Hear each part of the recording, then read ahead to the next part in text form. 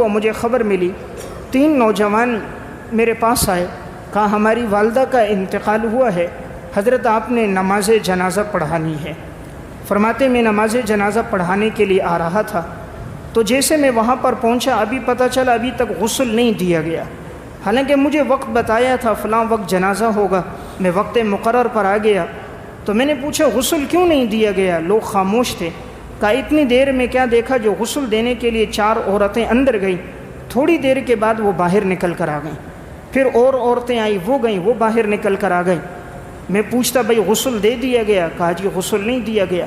پوچھتا بھائی بات کیا ہے؟ آخر پتہ چلا کہ اس عورت کا جسم سیاہ ہو کر پھول گیا، اس طرح پھول گیا، اس طرح کہ ایک ایک ران اتنی ہے جیسے کہ پورا پورا پیٹ ہوتا ہے، تو ران اور جسم پھول گیا ہے، جسم اس کا بہت بھاری ہو گیا، اس کو کروٹ نہیں دے سکتے ہیں، دائیں بائیں پانی ڈالنا بہت مشکل ہے، تو جسم سیاہ ہے، تعفن ہے، ہم غسل نہیں دے رہے۔ آخر کار پھر ایسا ہوا، اسی کی ایک بیٹی تھی، وہ غسل دینے لگی، لیکن اب جسم کو جب کروٹ دینا ہوتی غسل کے لیے تو وہ مشکل تھا، تو اس نے آواز دی اپنے تینوں بھائیوں کو کہ اماں کو کروٹ دینی ہے تم آؤ۔ اب جسم پہ کپڑا ڈالا ہے، تینوں بھائی زور لگا رہے ہیں، جسم اتنا بھاری جیسے کوئی پہاڑ ہے، جسم کروٹ نہیں لے رہا۔ اس نے 2 اور بلائے، 5 ہو گئے، 2 اور بلائے، 7 ہو گئے، جسم کروٹ نہیں لیتا۔ آخر کار 11 آدمی آئے، حسن الخاتمہ وسوء الخاتمہ میں انہوں نے پھر بڑی مشکل سے ذرا سی کروٹ دی تو عورت کے جسم پہ پانی ڈالا، بہت مشکل غسل ہوا، بس صرف اوپر ڈال کے پورا کیا گیا۔ اب جب اس کی لاش کو اٹھا کر لے جا رہے ہیں تاکہ کفن دیں تو لاش اٹھتی نہیں ہے، تو کہا بڑے طاقتور لوگ آ گئے، بہت زور لگایا تب جا کر لاش اٹھی، اور جیسے اندر لے کر گئے، اب کفن لپیٹنے کے لیے جسم کو کروٹ دینی ہے تو جسم کروٹ لیتا نہیں ہے، آخر کار صرف اوپر کپڑا ڈال دیا گیا، نیچے کے حصے میں کفن کو لپیٹا نہیں گیا۔ وہ شیخ کہتے مجھے یہ سارے واقعے کی خبر ہوئی، حیرت میں پڑ گیا، اس کی زندگی کا کوئی گناہ تو ہوگا، اور کہا جب اس کی لاش کو اتنے سارے لوگ اٹھا کر لے کر آئے، جسم اس کا یوں پھولا ہوا دور سے نظر آ رہا تھا۔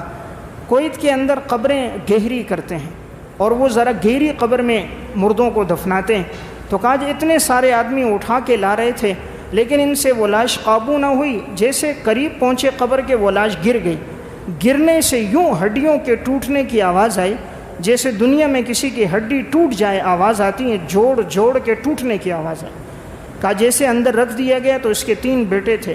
2 بیٹے سر کی جانب، ایک پاؤں کی جانب نیچے اترا، لاش کو اب اس کے چہرے کو قبلے کی طرف کرنا چاہ رہے ہیں، چہرے کو قبلے کی جانب کریں لیکن چہرہ ہوتا نہیں ہے۔ تینوں بھائیوں نے بہت زور لگایا، اپنی ماں کا چہرہ قبلے کی طرف کریں لیکن نہیں ہوا چہرہ۔ آخر کار جب وہ اس رسی کو کھول رہے تھے تاکہ زائد کپڑا نکالیں، جیسے کھولا دیکھا چہرہ سیاہ ہو کر آنکھیں اندر دھنس گئیں، زبان باہر نکل گئی، اور رخساروں کی ہڈیاں ٹوٹی ہوئی نمایاں نظر آنے لگیں۔ ان سے برداشت نہ ہوا، دوبارہ کفن کو اوپر سے باندھ دیا۔ اب یہ لوگ باہر نکل رہے تھے، قبر تنگ ہو رہی تھی، انہیں محسوس ہو رہا تھا کہ دیواریں دونوں طرف کی تنگ ہوتی جا رہی ہیں، دیواریں تنگ ہو رہی ہیں، جسم اندر پھنستا جا رہے ہیں۔ یہ جلدی سے باہر نکلے، بس اوپر سے اینٹیں چند رکھی، مٹی ڈال دی گئی۔ وہ شیخ کہتا ہے میں سارا منظر دیکھ رہا تھا، اور جب تدفین ہو گئی تو میں نے اس کے 3 بیٹوں کو بلایا اور میں نے کہا تمہاری اماں جی کے بارے میں تو آج عجیب بات دیکھی، زندگی گزر گئی، جنازے پڑھاتے ہوئے ایسی کیفیت کبھی نہ ہوئی، بات کیا ہے؟ تینوں نوجوان نیک تھے، وہ کہنے لگے شیخ صاحب بات یہ ہے، اللہ کی قسم ہماری ماں نے زندگی میں 1 رکعت نماز بھی نہیں پڑھی، ہم نے کبھی زندگی میں اپنی ماں کو کوئی نماز پڑھتے نہیں دیکھا، فجر تو فجر ہے، یہ جمعے کے دن بھی نماز نہیں پڑھتی تھی، عید کے دن بھی نماز نہیں پڑھتی، اس نے کبھی نماز نہیں پڑھی، ہم اسے دعوت بھی دیتے، وہ کہتی تم اپنی قبر میں جاؤ گے، میں اپنی قبر میں جاؤں گا، جیسے آج کا نافرمان اسے دعوت دو نا، وہ آگے سے جواب دیتا مولوی صاحب تو جا اپنا کام کر، اپنی مسجد اور مصلی سنبھال، تو نے میری قبر میں جانا نہیں۔ او بھائی تو نے قبر دیکھی نہیں، تو نے قبر کا عذاب دیکھا نہیں، تو نے رب کی طاقت کا اندازہ کیا نہیں،